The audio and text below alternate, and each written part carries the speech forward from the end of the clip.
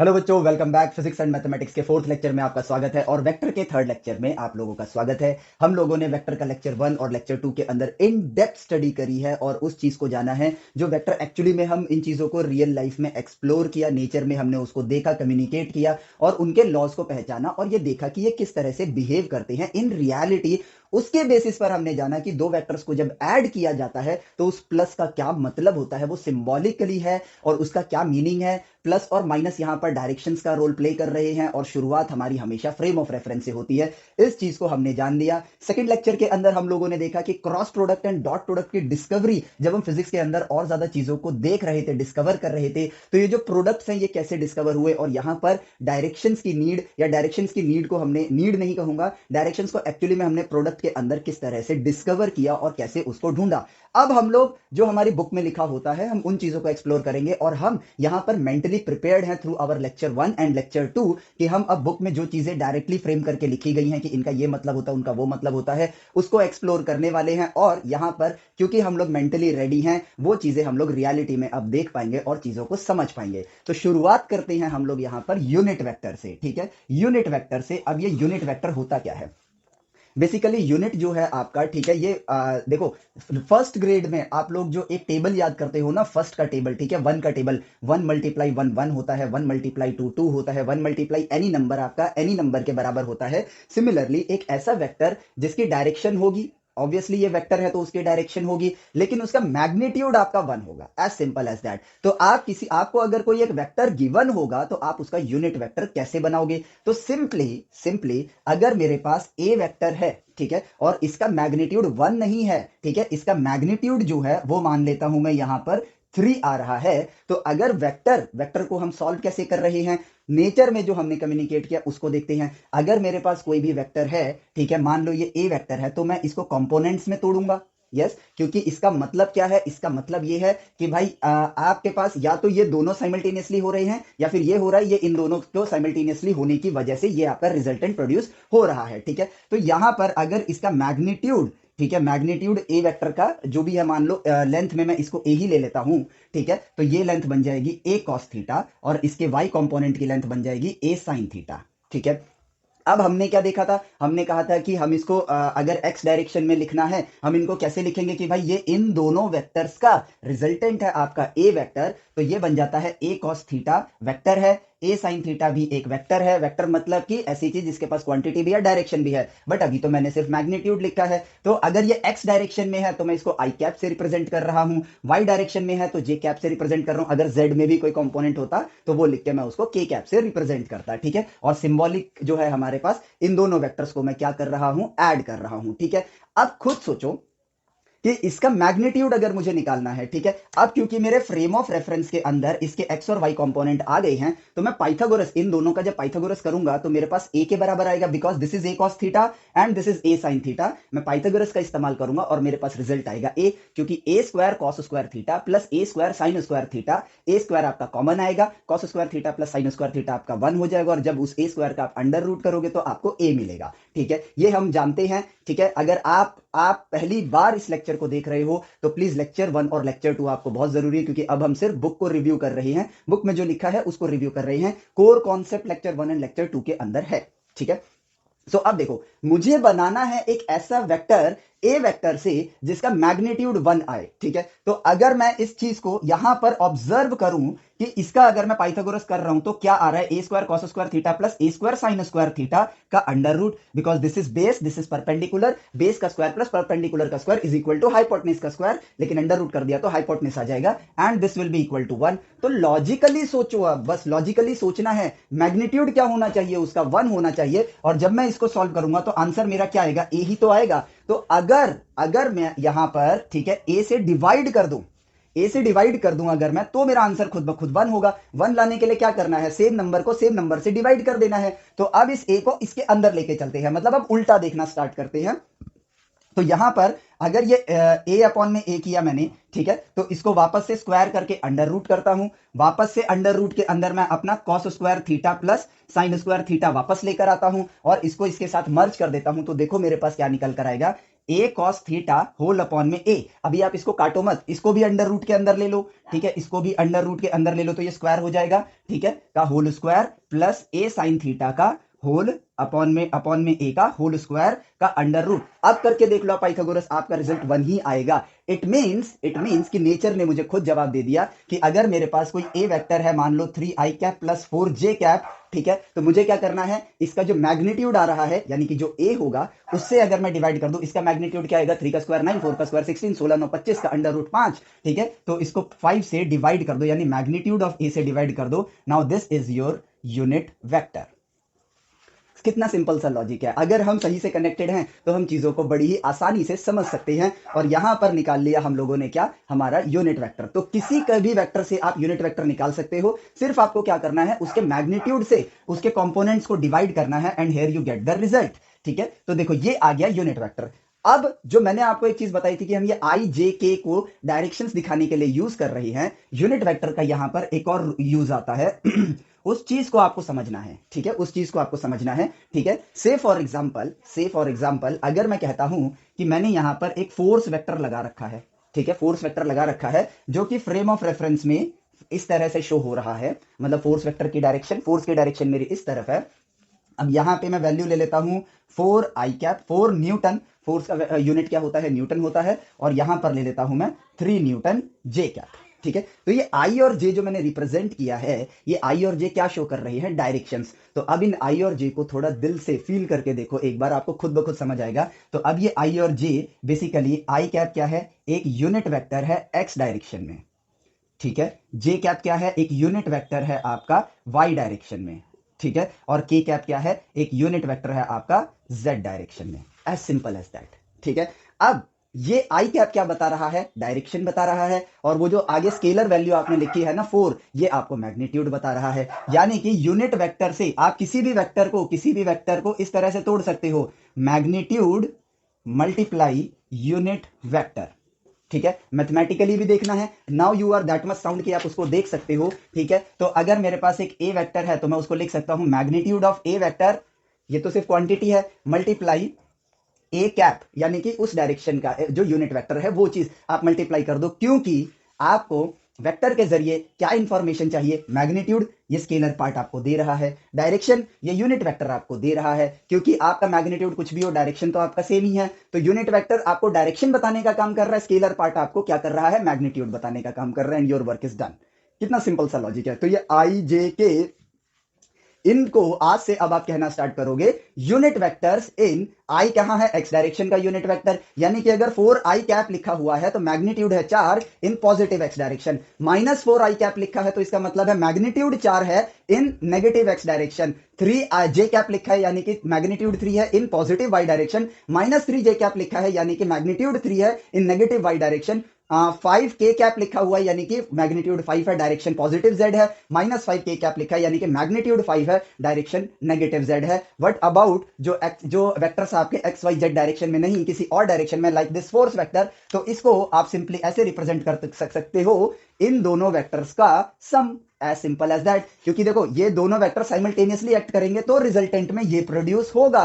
तो ये F vector को अब मैं लिख सकता हूं 4 न्यूटन आई कैप प्लस 3 न्यूटन जे कैप, काम खत्म। मैग्नीट्यूड बताना है, पाइथागोरस करेंगे भाई, पर बेस और परपेंडिकुलर आ चुका है मेरे पास, इसका स्क्वायर प्लस इसका स्क्वायर, फोर्स की वैल्यू आएगी 5 न्यूटन, ठीक है। डायरेक्शन क्या आएगा वो हम ट्रिग्नोमेट्री की मदद से निकालेंगे कि भाई tan theta is equal to 3/4, यानी कि आपके पास आंसर आया 37 डिग्री। थीटा की वैल्यू आई आपकी 37 डिग्री, 37 डिग्री का एंगल किसके रिस्पेक्ट में भाई, बेस के रिस्पेक्ट में। ट्रिग्नोमेट्री की ओरिजिन हमने क्यों पढ़ी थी, इसीलिए पढ़ी थी, ठीक है। तो सारा खेल बस पाइथागोरस और ट्रिग्नोमेट्री का है, बाकी वेक्टर की अंडरस्टैंडिंग होनी चाहिए थी, जो कि हमारे पास है और हमने अब कर लिया।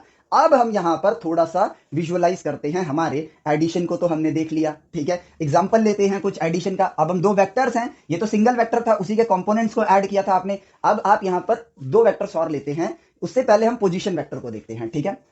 पोजीशन को बताने के लिए शुरुआत किससे होगी, फ्रेम ऑफ रेफरेंस से, ठीक है। तो ये रहा ओरिजिन, यहां पर आप हो, यहां पर आपका एक फ्रेंड है, ठीक है, जो एक्स में आपसे 1 2 3 4 5 1 2 3 4 5 6 7, तो 5 और 7, ठीक है। तो कोऑर्डिनेट है इसका 5, 7, तो इसका जो ये एरो बन रहा है, ठीक है, ये इसके पोजीशन की दूरी बता रहा है आपसे। तो मैग्नीट्यूड कैसे निकालोगे? 5 का स्क्वायर प्लस 7 का स्क्वायर, 25 और 49 को आप ऐड करोगे और अंडर रूट कर दोगे, आ गया आपके पास magnitude. What about direction? Direction कैसे बताओगे? थीटा यानी कि tan theta is equal to 7/5। भाई जिस भी एंगल पर 7/5 आंसर आता है वही यहां पर एंगल होगा tan में जिसका आंसर 7/5 के बराबर आता है वही यहां पर एंगल की वैल्यू निकल कर आ जाएगी। तो एंगल मिल गया, मैग्नीट्यूड मिल गया। इस तरह के वेक्टर को जो एक फिक्स पॉइंट के बारे में बता रहा है, यानी कि ये फिक्स पॉइंट क्या है? बेसिकली आपके फ्रेंड की पोजीशन है। सो आप आज से इस वेक्टर को खुद एक नाम दे सकते हो और ये क्या हो जाएगा आपके लिए? Position vector. काम खत्म। पोजीशन वेक्टर देखो सिंपली आ गया मेरे पास। तो पोजीशन वेक्टर कैसे शो होगा? ओरिजिन से लेकर उस पॉइंट तक पे एक एरो बनाओ, पोजीशन वेक्टर आपके पास आ गया। क्योंकि इस पोजीशन के लिए आपको मैग्नीट्यूड चाहिए कि भाई कितनी दूर हो, प्लस कहां पे हो, किस एंगल पर हो। तो इस ये बनाना वेक्टर आपके पास, ये जस्ट एक क्वांटिटी ही तो है जिसमें डायरेक्शन बताना जरूरी है। अब मैं बस इतना बताऊं कि भाई 25 प्लस 49 पाइथागोरस कर रहा हूं मैं, ठीक है। यहां पर आएगा 4 और यहां पर आएगा 60, √74। इसकी जो भी वैल्यू आएगी, इतने मीटर दूर हो मेरे से, तो अधूरा इंफॉर्मेशन हुआ ना पोजीशन का। तो उसके हिसाब से तो मैं इस इतने डिस्टेंस पर एक सर्कल बना लूंगा। तो ये वो सारे पॉइंट्स होंगे जहां पर आप मौजूद हो सकते हो। लेकिन अगर एक एंगल बता दूं तो मुझे पता चल जाएगा वो प्रिसाइज पॉइंट कौन सा है, ये वाला है। इसलिए पोजीशन क्या है आपके लिए? एक वेक्टर है। लॉजिकली समझ आ गया। हम क्या करते हैं? वेक्टर लॉ अप्लाई करते हैं कि भाई position vector plus position vector जब होगा, ये तो बाद की फाइंडिंग है ना यार। खुद सोचो, वेक्टर का मतलब क्या है? एक क्वांटिटी और जिसको डायरेक्शन के बिना वो अधूरा है। आप इस तरह से वेक्टर को सर्च करो कि भाई क्या डायरेक्शन के बिना इसकी जानकारी पूरी है? अगर है तो स्केलर है, अगर डायरेक्शन के बिना इसकी जानकारी अधूरी लग रही है तो मतलब ये वेक्टर है। As simple as that. हम फालतू में ही इतना ज्यादा स्ट्रेस लेते हैं, ये लॉ फलाना लॉ ढिमका लॉ, ठीक है। अब चेंज इन पोजीशन को देखते हैं हम लोग, ठीक है। अगला पड़ाव, अभी पोजीशन वेक्टर देख लिया, अब चेंज इन पोजीशन वेक्टर को हम फ्रेम करते हैं ताकि हम उसको अपने फिजिक्स में मोशन के अंदर देख पाए। भाई चेंज इन पोजीशन का मतलब क्या होता है? पोजीशन को आपने चेंज किया है। तो भाई पहले आप यहां थे, फिर आप यहां आ गए, ठीक है। तो चेंज इन पोजीशन को अगर मैं साधारण भाषा में कहूं तो ये होगा final position minus initial position. Final position minus initial position, ये आपका चेंज इन पोजीशन है, ठीक है। तो आप कहां से कहां गए? आप यहां से यहां गए।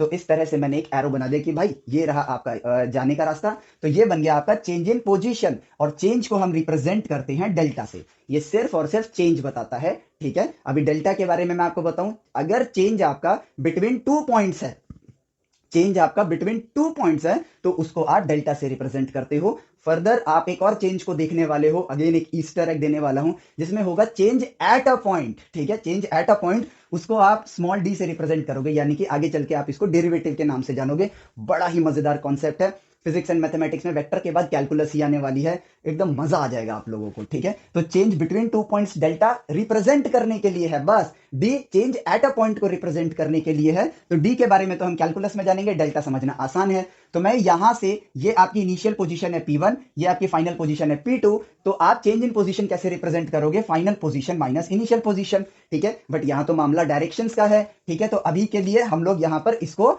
ऐसे रिप्रेजेंट करेंगे, डेल्टा P वेक्टर, यानी चेंज इन पोजीशन वेक्टर। तो ये क्या बन गया आपका? Change in position vector.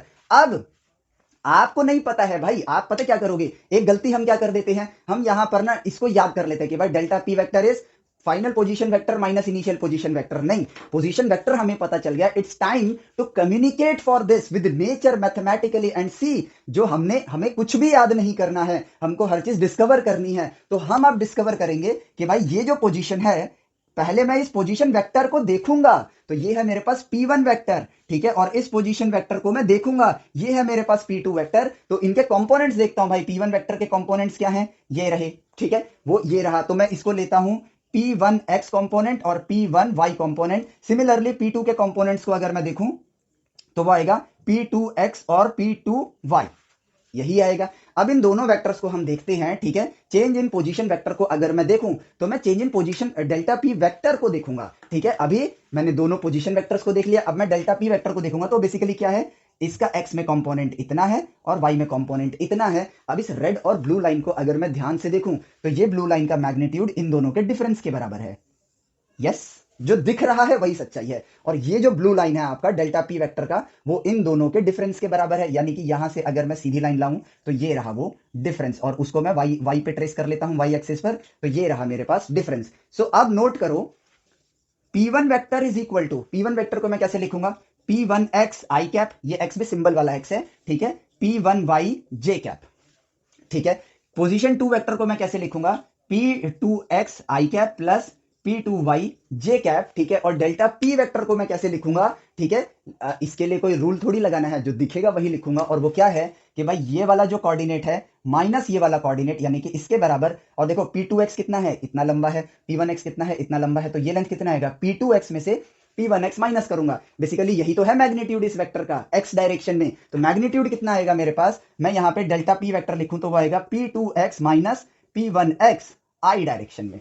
As simple as that. ठीक है, अब यहां पर मैं इस लेंथ को देखता हूं। ठीक है, तो ये मेरा कौन सा डायरेक्शन है, प्लस डायरेक्शन है। तो ऊपर कौन है, ऊपर देखो बड़ी वाली लाइन, यहां कोऑर्डिनेट क्या है, ये वाला कोऑर्डिनेट क्या है P1y, और ये वाला कोऑर्डिनेट क्या है P2y। तो ये लेंथ कैसे आएगी, मैं पॉजिटिव डायरेक्शन में देख रहा हूं, ध्यान से देखना है आपको। ठीक है, बड़ा माइनस छोटा, बड़ा माइनस छोटा, और पॉजिटिव डायरेक्शन की तरफ ले रहा हूं मैं इसे। ठीक है, तो मैं यहां पर ये लेंथ कैसे लिखूंगा, मैं ये लेंथ लिखूंगा मैं ऊपर P1 है, P1y minus P2y j cap.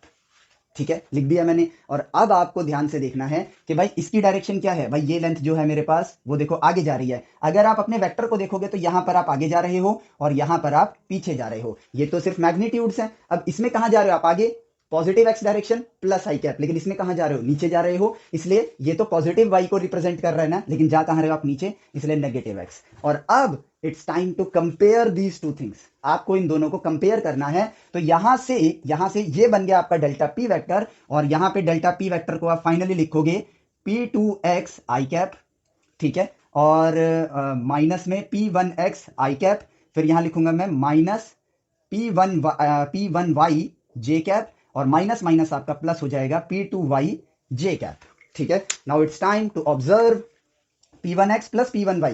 ठीक है, अगर देखो इसमें भी माइनस है, इसमें भी माइनस है। ठीक है, ये प्लस है, ये प्लस है, P2x P2y, तो मैं इसको लिख सकता हूं P2x i cap plus P2y j cap, minus common ले लूंगा तो यहां पर आ जाएगा P1x i कैप प्लस में P1y j कैप। और इसको मैं क्या लिख सकता हूं, आंसर खुद आ गया है। अब खुद देखो ये किसके बराबर है, ये मेरे P2 vector, P2 position vector के बराबर है, यानी कि P2 vector minus P1 vector is equal to delta P vector, hence proved.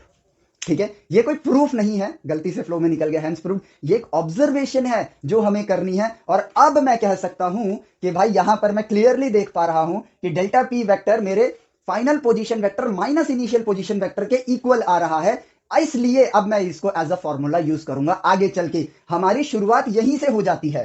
ठीक है, ये ऑब्जर्वेशन ना करके अब हम कहेंगे यार इतना इजी सा तो बात है, क्या ही कर लेंगे, कॉमन सेंस से ही हम लोग इसको सॉल्व कर लेते हैं। लेकिन एक गलती इसमें ये हो जाती है, हम साइंटिफिक मेंटालिटी और एटीट्यूड इस छोटी एज में बिल्ड करना भूल जाते हैं। अगर हम सिर्फ यहां से पढ़ाई करें, हमारी टेक्स्ट बुक में ये दिया है, हमने यहीं से पढ़ाई करना स्टार्ट किया, और आगे चल के हमारे को क्या प्रॉब्लम आई कि वो मेंटालिटी जो डेवलप होनी चाहिए थी वो नहीं हुई। ह्यूमन इवोल्यूशन में हम जिस जिस पड़ाव को पार कर कर पहुंचे हैं, हर वो चीज को अगर हम एक्सप्लोर करेंगे आज के टाइम पर, तो आगे चल के हम उस लायक बनेंगे कि हम उन चीजों को एक्सप्लोर कर पाए जो अभी तक एक्सप्लोर्ड नहीं है। क्वांटम फिजिक्स की दुनिया, रिलेटिविटी की दुनिया, ठीक है, ब्लैक होल में आके लाइट भी क्यों बेंड पार नहीं कर पाती है, इस दुनिया को समझने के लिए हमें एक एक्सप्लोरर बनना पड़ेगा। और जिस चीज की हम सही मायने में ट्रेनिंग करते हैं, आगे चल के हमारा एटीट्यूड भी उसी तरीके का बनता है। आज हम फॉर्मूला याद करके पढ़ेंगे तो कल हमारे पास क्या होगा, कल किसी भी बड़ी प्रॉब्लम के लिए हमको फॉर्मूला चाहिए, और फॉर्मूला फिर हमें गूगल से मिलेगा, और गूगल से चीजें ढूंढ ढूंढ के चैट जीपीटी से अपने असाइनमेंट्स बना बना के या चैट जीपीटी से सॉल्यूशन पूछेंगे, तो जो सॉल्यूशन ढूंढ रहा है ना वो आगे बढ़ेगा। इसीलिए गूगल एक टेक जाइंट है, इसीलिए चैट जीपीटी इतना आगे बढ़ रहा है, क्योंकि वो आपके काम कर रहा है। और यहां से एक बात का और प्रूफ मिलता है, जो दिखता है वही सच्चाई है। तो जो काम कर रहा है ना, जो सही डायरेक्शन में सोच रहा है वही आगे बढ़ रहा है। हमने सोचना छोड़ दिया है, इसलिए हम पीछे जा रहे हैं। और आइंस्टाइन सर भी कहते थे, education is not learning of facts, it is the training of mind to think.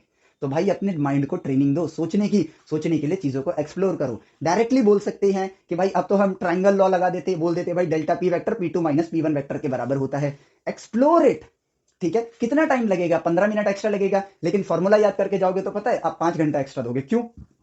याद किया, क्वेश्चन में गए, परिस्थिति समझ नहीं आई, फॉर्मूला फिर रटे, फिर ट्राई किया, नहीं समझ आया, इस चीज को आपने एक्सप्लोर किया है। क्वेश्चंस भी मात्र एक परिस्थिति होती है, उस परिस्थिति में आप इस तरीके से ड्राइंग बनाओगे। शुरुआती दिनों में तो ऑब्वियसली आप स्लो काम करोगे, लेकिन जब आप उन स्लो वर्क में आप चीजों को समझना स्टार्ट कर दोगे तो आप खुद ब खुद आपकी रफ्तार बढ़ जाएगी। जेई के क्वेश्चंस अगर राइट नॉलेज के साथ आप अटेम्प्ट करने जा रहे हो ना, 30 सेकंड 40 सेकंड, इससे ज्यादा टाइम नहीं लगता है। टिप्स एंड ट्रिक्स जैसी कोई चीज नहीं होती है, हिडन कॉन्सेप्ट्स हैं वो। आपको डायरेक्टली बस ये पता होता है कि इसको करने की ये ट्रिक है, लेकिन उस ट्रिक तक पहुंचा कैसे गया, वो एक कॉन्सेप्ट का पार्ट होता है। उस कॉन्सेप्ट को जान लो तो आपके लिए वो ट्रिक रही नहीं रही, वो कॉन्सेप्ट रहा, और उस कॉन्सेप्ट के जरिए आप नेचर के और हिडन लॉज को समझ पाओगे, दुनिया को देख पाओगे। क्योंकि जो अगले लेक्चर आने वाले हैं आपके कैलकुलस के ऊपर, वहां पर तो आपको और ज्यादा अपने माइंड को ओपन करना होगा। बिकॉज एक ईस्टर एग देता हूं आप लोगों को, there are infinite numbers between any two numbers. तो इन्फिनिटी दो फिनिटी के बीच में आता है, फिनिटी मतलब फाइनाइट, दो फाइनाइट नंबर्स के बीच में इनफाइनाइट नंबर आता है।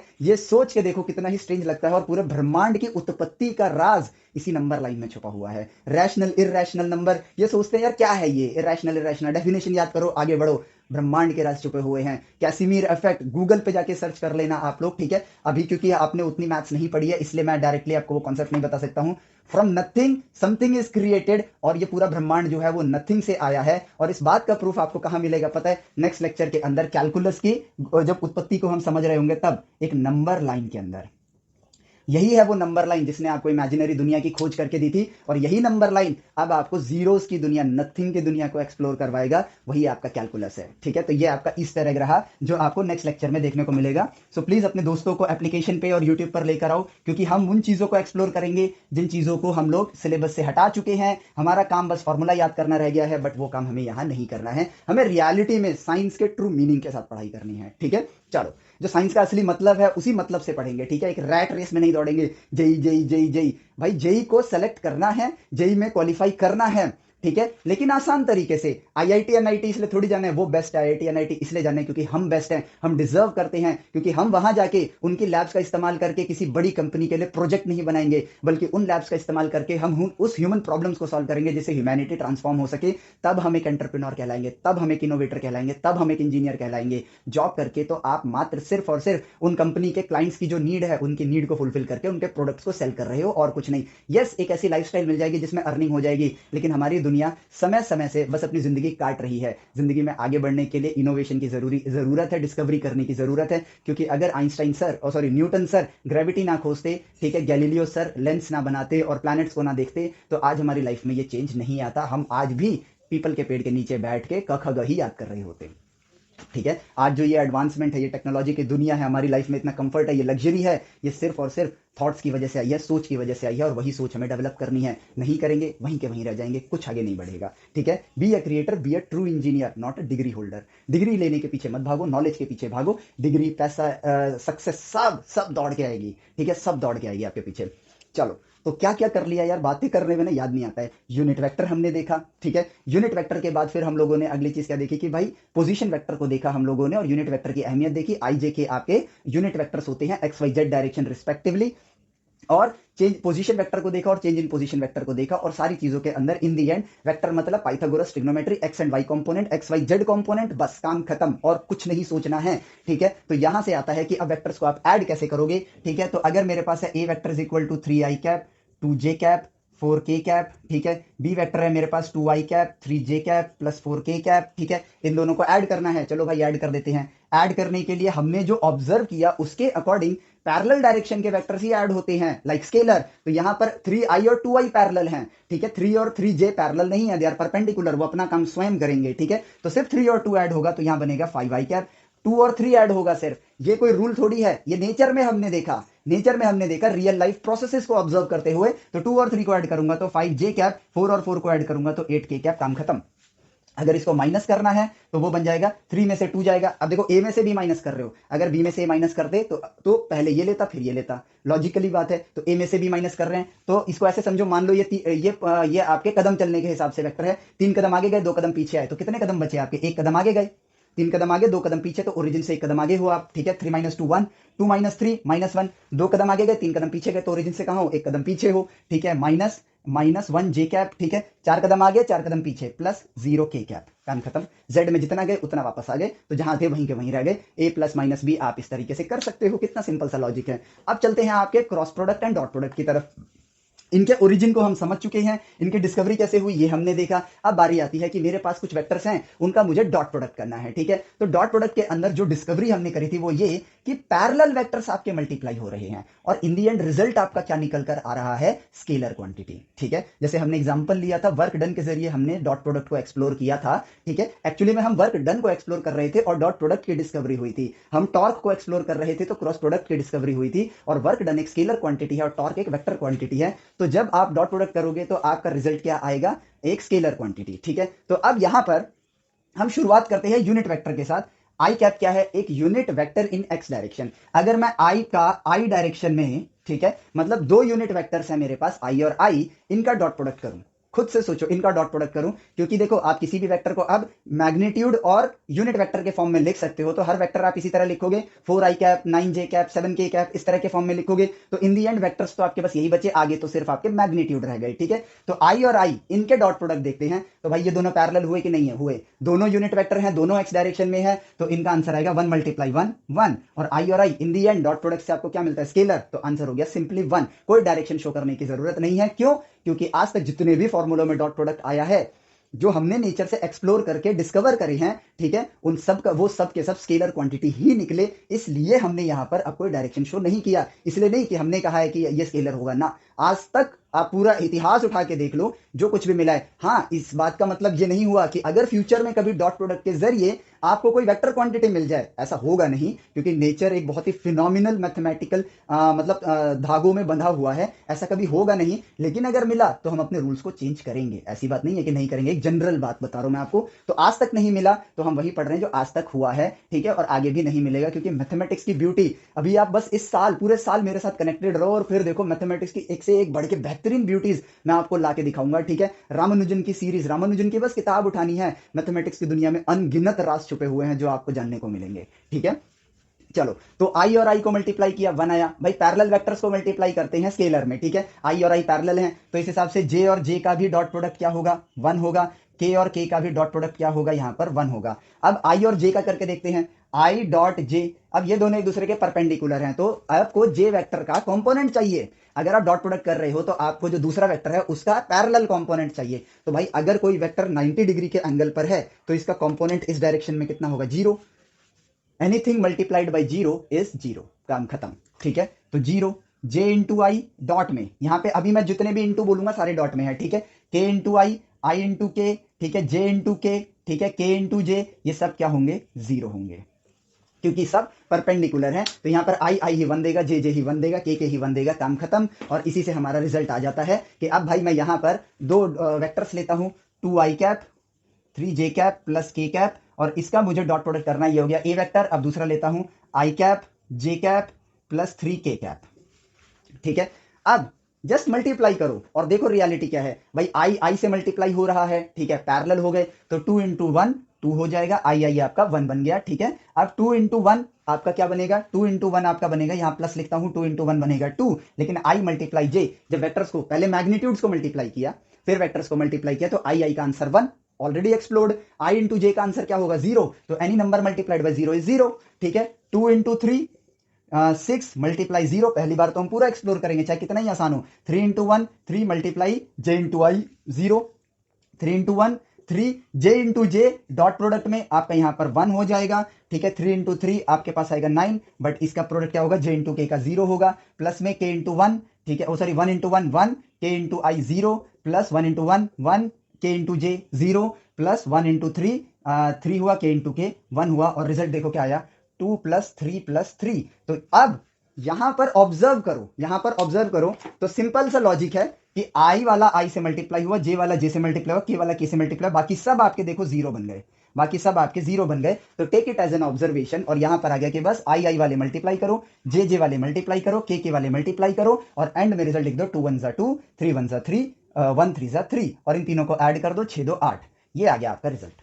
हम इसको ट्रिक मानते हैं, ये तो डॉट प्रोडक्ट है भाई, ये रिजल्ट ऐसा आ रहा है। अब हम इतना लंबा स्टेप स्किप करेंगे क्योंकि ये आधा से भी आसान सा है, तो हमारा माइंड इतना कैपेबल है कि इसको फटाफट ये लाइन स्किप करके भी आंसर दे सकता है, इसलिए हम इसको इस तरह लेके आगे बढ़ते हैं। लेकिन फिर यहां से हम गलत आदत बना लेते हैं, हर चीज में ट्रिक चाहिए हमें, नहीं, ठीक है। चलो पहले कैपेबल बनाओ अपने माइंड को, फिर वो खुद ही इतना कैपेबल है वो आपको बता देगा भाई ये लाइन स्किप कर, अगली लाइन में आ जा, टाइम खुद ब खुद बचना स्टार्ट हो जाएगा। तो डॉट प्रोडक्ट करना बहुत ही ज्यादा आसान है, ठीक है। अब बढ़ते हैं हम क्रॉस प्रोडक्ट पे। असली कहानी ये आती है क्योंकि यहां पर वेक्टर क्वांटिटीज आपके परपेंडिकुलर होंगे तब वो मल्टीप्लाई होते हैं। स्केलर प्रोडक्ट क्या है? पैरेलल वेक्टर्स का प्रोडक्ट, और क्रॉस प्रोडक्ट क्या है? परपेंडिकुलर वेक्टर्स का प्रोडक्ट। तो यहां पर यूनिट वेक्टर को मल्टीप्लाई करके देख लो, आई मल्टीप्लाई के, ठीक है, आई मल्टीप्लाई के। तो यहां पर ये एक्स डायरेक्शन है, ये जेड डायरेक्शन है, ठीक है। तो जो मेरा रिजल्ट आएगा वो इन दोनों के परपेंडिकुलर होना चाहिए, तो वो कौन सा डायरेक्शन होगा? जे डायरेक्शन होगा। कौन सा डायरेक्शन होगा? जे डायरेक्शन होगा, ठीक है। अब इसी से हमारे मन में, अभी हम सारे नहीं देखेंगे, पहले हम हमेशा जब आप कोई भी चीज ऑब्जर्व कर रहे हो तो प्रश्न, सही प्रश्न आपको एनवायरमेंट से पूछना है कि यार यहां पर आई इंटू के किया मैंने, तो मैंने इसको बोला कि एक्स और जेड को जब मैंने मल्टीप्लाई किया, एक्स डायरेक्शन का वेक्टर और जेड डायरेक्शन के वेक्टर को जब मल्टीप्लाई किया, तो मैंने वाई डायरेक्शन ले लिया एज अ रिजल्ट, क्योंकि वो यूनिक है और इसको हमने लास्ट लेक्चर में एक्सप्लोर किया है। तो के इंटू आई करने पर भी मैं जे ले सकता हूं, ऑब्वियस सी बात है, यस मैं ले सकता हूं और इसमें कोई गलती नहीं होगी। लेकिन क्योंकि जो स्टैंडर्ड आप लेके चलोगे उसके अकॉर्डिंगली आप सही हो, क्योंकि ये डायरेक्शन हमने खुद से स्टार्टिंग डेज में हमने खुद से अनुमान लगाया था और ये सबसे यूनिक डायरेक्शन निकल कर आ रहे थे, हिस्ट्री जो मैंने आपको लास्ट लेक्चर में बताई थी। लेकिन इसकी वजह से एक केओटिक कंडीशन पैदा होती है और वो ये है कि मान लो मैं आई इंटू जे को के मानता हूं, आप जे इंटू आई को के मानते हो, ठीक है। जिसकी वजह से मेरा किया गया रिसर्च अगर मैं आपको रिव्यू करने के लिए भेजूंगा तो मेरे रिसर्च को आप सिरे से निकार दोगे, जबकि वो रिसर्च सही होगा लेकिन आप नकार दोगे। क्यों? क्योंकि आपको लगेगा कि इसमें रिजल्ट तो यहां प्रोड्यूस हो रहा है बट डायरेक्शन ये वाले दिखा रहे हैं, क्योंकि मेरे और आपके स्टैंडर्ड्स अलग अलग हैं। इसलिए इट्स टाइम कि हम दुनिया के सामने एक स्टैंडर्ड पेश करें क्रॉस प्रोडक्ट के लिए, क्योंकि क्रॉस प्रोडक्ट के जरिए आपको क्या मिलेगा? एक वेक्टर ही मिलेगा और वेक्टर की डायरेक्शन एक यूनिक डायरेक्शन होती है और डिफाइंड डायरेक्शन होती है, ठीक है। इसलिए जिस चीज को हमने देखा था एग्जांपल में टॉर्क, जो कि था r vector cross f vector, ठीक है। तो अगर मैंने आर क्रॉस एफ बना दिया है और मैंने उसके लिए क्या किया? स्टैंडर्ड बनाया राइट हैंड थंब रूल, ठीक है, कि जो वेक्टर आगे होगा पहले उसकी डायरेक्शन में आप अपने हैंड को रखोगे और जिस डायरेक्शन में दूसरा वेक्टर होगा, क्योंकि वो परपेंडिकुलर होगा, या तो ऐसे होगा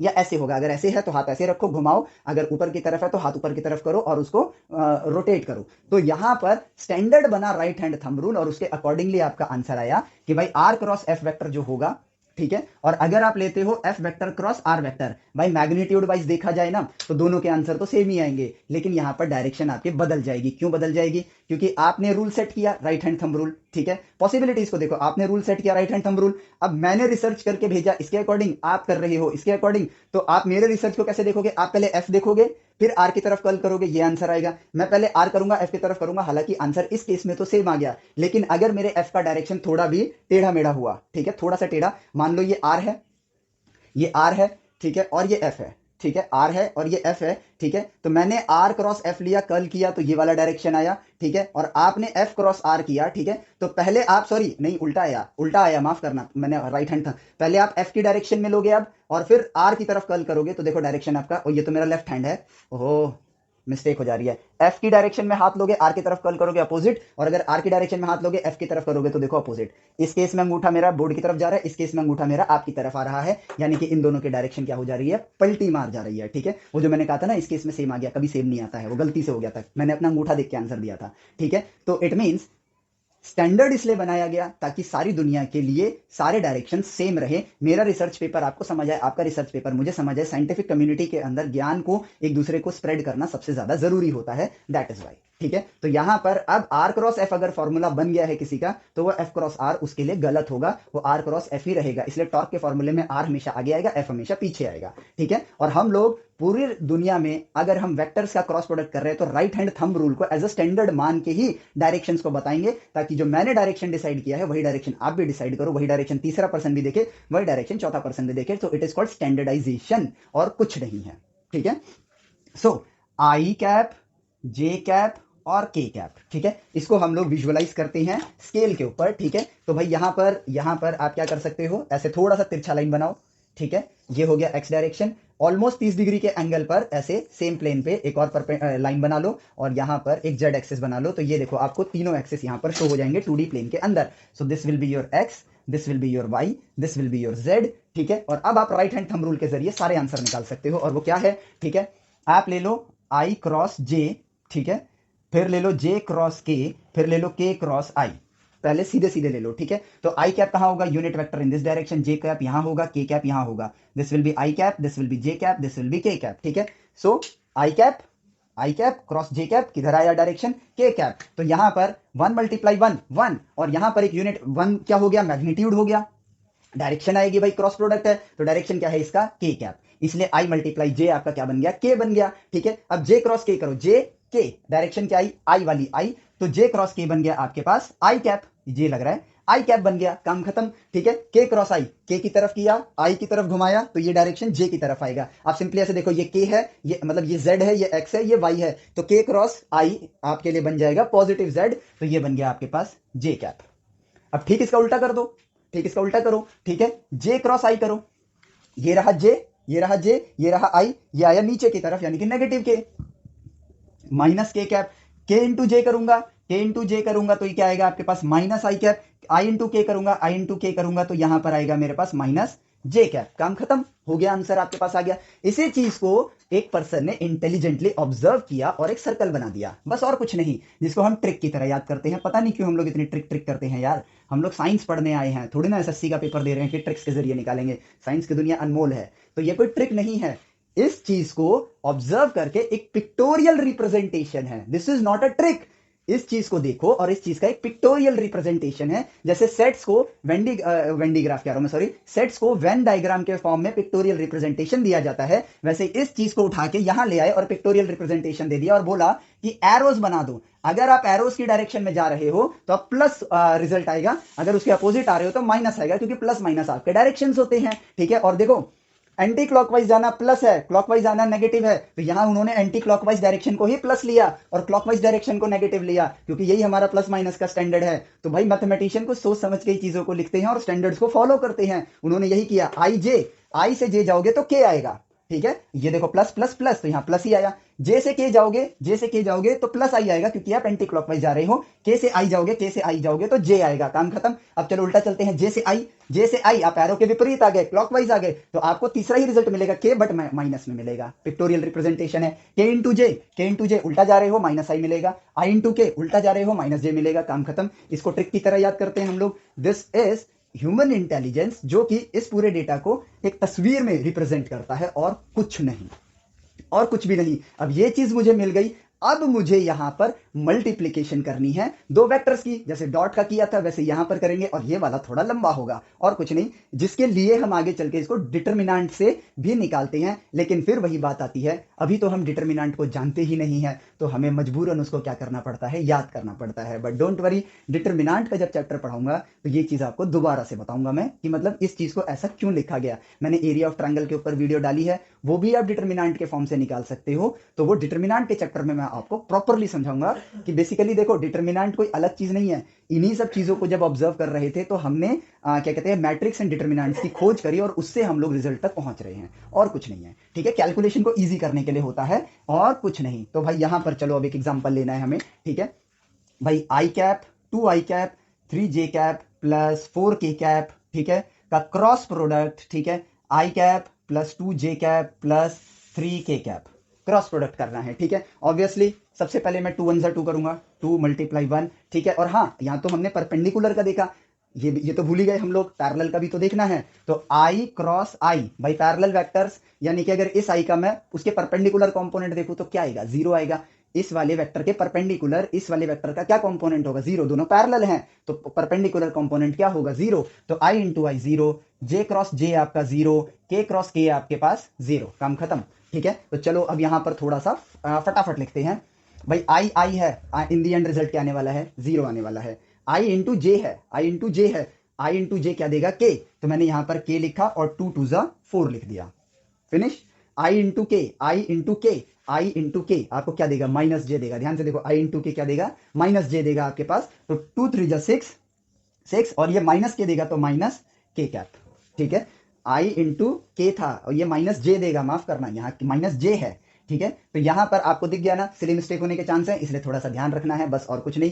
डिटर्मिनेंट वाले फॉर्म से वो भी मिस्टेक चली जाती है, ठीक है। फिर चलते हैं 3 और 1, 3 1 3, जे इंटू आई, जे इंटू आई पे चलते हैं, जे इंटू आई, माइनस के है तो माइनस 3 के कैप, ठीक है। 3 इंटू 2 जे इंटू जे है, ये तो 0 हो जाना है। 3 इंटू 3 आपके पास हो जाएगा 3 इंटू 3 आपके पास 9 हो जाएगा।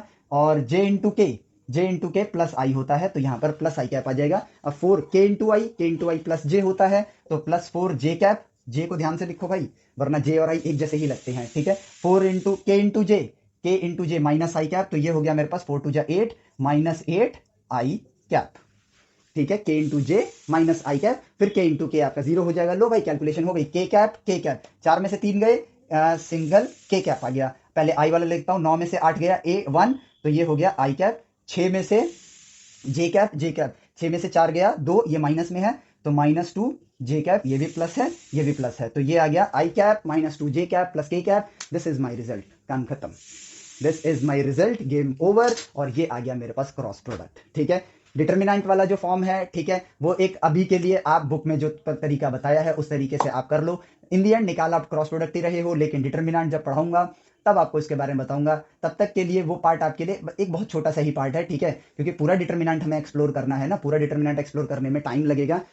सो वहां पर उसको बताऊंगा, लेकिन निकालना क्या है, क्रॉस प्रोडक्ट ही निकालना है। चैप्टर बहुत आसान है, मजेदार है, ठीक है, एंजॉय करो। मोशन का चैप्टर एक्सप्लोर करने के बाद वेक्टर्स के क्वेश्चन हम लोग करेंगे, क्योंकि मोशन खुद एक वेक्टर है। फोर्स में वेक्टर करोगे, फ्रिक्शन में वेक्टर करोगे, सर्कुलर मोशन में वेक्टर करोगे, सेंटर ऑफ मास में वेक्टर करोगे, रोटेशन में वेक्टर करोगे, हार्मोनिक मोशन में वेक्टर करोगे। तो ये तो बस शुरुआत है, अभी तो हर जगह वेक्टर वेक्टर आता रहेगा, इसलिए इसके साथ एक डीपर कनेक्शन बनाना बहुत ज्यादा जरूरी है।